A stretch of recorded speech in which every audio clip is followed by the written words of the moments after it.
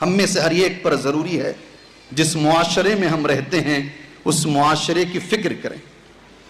اگر معاشرے میں کوئی برائی دیکھیں، ایک مومن کو کیا کرنا چاہیے؟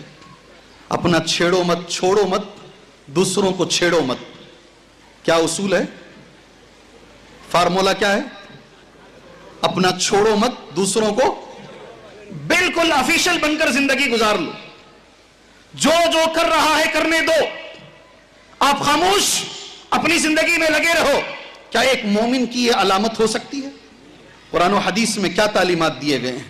اللہ کے رسول صلی اللہ علیہ وسلم کی ایک حدیث آپ بھائیوں کے حوالے کر کر اپنی بات آگے لے کر جائیں۔ سب سے پہلے منکر کو دیکھ کر، برائی کو دیکھ کر 3 درجے ہمیں بتائے گئے نا، 3 میں سے ایک ہمارے اندر آنا چاہیے۔ ہم اپنے ہاتھ سے روک سکتے ہیں تو ہاتھ سے روکیں، اس کے بعد آدھی آپ تقریر کر رہے ہیں، زبان سے روکیں تو روک سکتے ہیں تو زبان سے روکیں۔ اگر ہاتھ اور زبان بھی نہیں، کم سے کم دل میں برا سمجھیں، یہ جو ہو رہا ہے یہ غلط ہے، یہ صحیح چیز نہیں ہو رہی ہے، یہ ذالک اضعف الایمان، سب سے کمزور ایمان یہ ہے۔ آدمی دیکھ کر جو برا سمجھتا ہے نا، یہ کمزور ایمان۔ ہم میں سے ہر ایک پر ضروری ہے جس معاشرے میں ہم رہتے ہیں اس معاشرے کی فکر کریں۔ اگر معاشرے میں کوئی برائی دیکھیں، ایک مومن کو کیا کرنا چاہیے؟ اپنا چھیڑو مت، چھوڑو مت، دوسروں کو چھیڑو مت۔ کیا اصول ہے؟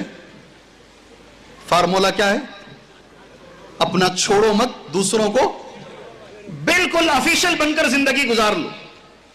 جو جو کر رہا ہے کرنے دو، آپ خاموش اپنی زندگی میں لگے رہو۔ کیا ایک مومن کی یہ علامت ہو سکتی ہے؟ قرآن و حدیث میں کیا تعلیمات دیے گئے ہیں؟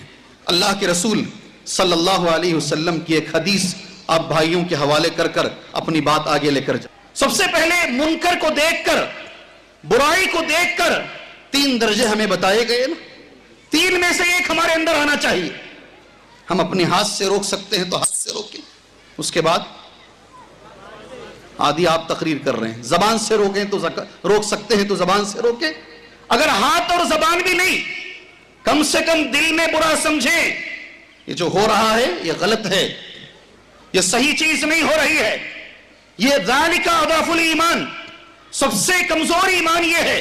آدمی دیکھ کر جو برا سمجھتا ہے نا، یہ کمزور ایمان۔